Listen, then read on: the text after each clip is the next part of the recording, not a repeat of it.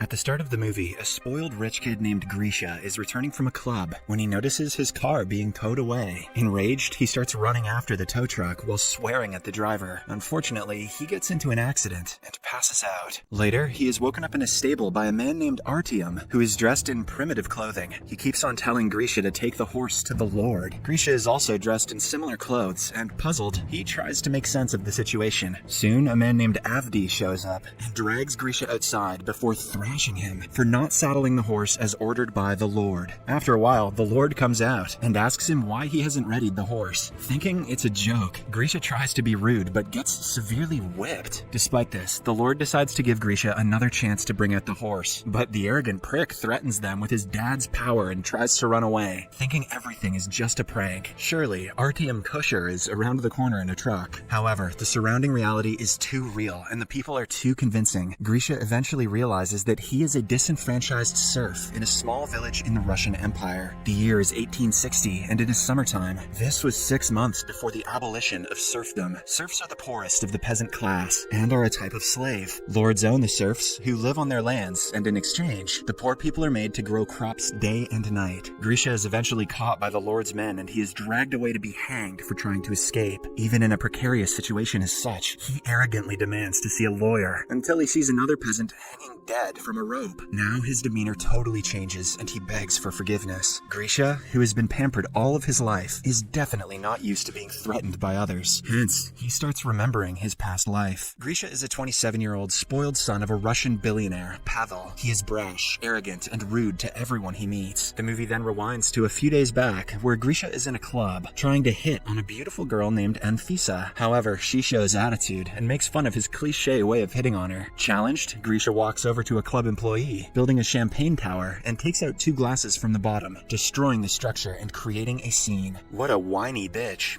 He then offers Anfisa 1 champagne glass, saying no other girl has the same drink as hers. This finally impresses the girl, and the two have drinks. Later, in his fancy car, Grisha demands oral coitus from her, and when Anfisa refuses, he kicks her out and heads back home. On his way, he drives beyond the speed limit, prompting a police car to show up and pull him over. Surprisingly, the spoiled brat isn't afraid of the law, and initially tries to escape. But when the police officer threatens to use weapons, he is forced to stop. Grisha has been used to bribing the police and getting out of tough situations. Even this time, he tries the same technique. But to his surprise, the newly transferred officer rejects the money. Instead, he climbs on the hood of the vehicle to stop it. However, Grisha could care less, and he continues to speed despite the officer ordering him to stop. Ultimately, they meet with an accident, and the police officer is critically injured. Grisha is taken into custody, and his father arrives at the police station. The station chief is Pavel's friend, and he reminds him of the several laws that Grisha has broken this month alone. The chief also tells him that it is the last time he is helping him because Grisha has crossed all limits. The spoiled brat has severely injured a police officer, breaking his ribs and pelvic bones. But despite all of this, Grisha seems to have no sense of guilt or remorse. It finally begins to dawn on Pavel that Grisha will continue to be more and more reckless and dangerous, in faith that his rich father will rescue him from all sorts of punishments. After bailing him out, Pavel orders Grisha to get his life together, threatening to block all his credit cards. However, Grisha is not afraid of his father's threats, and instead, he taunts Pavel for being a money-hungry maniac. Before leaving, he also tells his father to focus on his competitors, as they might soon steal his business. Fed up with his son's rude and reckless behavior, Pavel begins to look for a way to change Grisha for the better. He goes over to meet his TV producer and friend with benefits, Anastasia. She immediately suggests that he meet her former business client, Lev Arnoldovich, an eccentric psychologist. Anastasia, aka Anna, explains that while Arnoldovich may have unusual methods that may seem cruel and shocking, he almost always gives a guaranteed result. Pavel is skeptical about the plan, but since he has no other options, he decides to give it a go. Shortly after, when the two go over to the psychologist's creepy workspace, Pavel is given the shock of his life when he walks into Arnoldovich hanging from a rope. Surprisingly, everything is just an illusion. It turns out that Arnoldovich primarily builds elaborate sets for TV and film companies. He also employs his talent to help individual clients by creating realistic, but false, scenarios. He explains that he is currently working on a project where his client wants to fake hang himself to check his wife's loyalty. Anna explains Pavel's problem to Arnoldovich, but before the latter could come up with something, Pavel begins to have doubts about the eccentric man's ways. Fortunately, Anna convinces him to at least hear the plan. The scene then cuts to Grisha coming out of a club. He notices his car being towed and starts running after the tow truck, swearing at the driver. Unfortunately, in the process, he runs runs into what seems like an accident and passes out. After this, the movie is taken to the present, where Grisha is about to be hanged, but fortunately for him, Aglaya, the daughter of the Lord, shows up. Aglaya is a kind and sensitive girl, and she orders the Lord's right-hand man Avdi and her brother Alexei to stop the execution. However, they immediately refuse. Soon, the commotion attracts the attention of the Lord himself. It turns out that it is Aglaya's birthday today, and she pleads with her father to stop the execution as a birthday gift. The Lord, who loves his daughter a lot, grants her wish, much to everyone's annoyance. On the other hand, Grisha is still processing everything, and he can't bring himself to thank Aglaya for saving his life. In the sky, a vulture, who was eager to feast on Grisha's flesh, flies away in sadness to a wind turbine in the distance. Surprisingly, it is revealed that the bird is actually a drone, and the entire 19th century village turns out to be a skillful production of Anastasia and the psychologist Arnautovich, carried out with Pavel's money. Moreover, the accident that Grisha met with was arranged by his father Pavel as well. The goal of the project is to completely change Grisha's view of the world around him and himself. The team is watching the spoiled brat's every move in the new environment, from their mission control inside the faux wind turbine. Wow,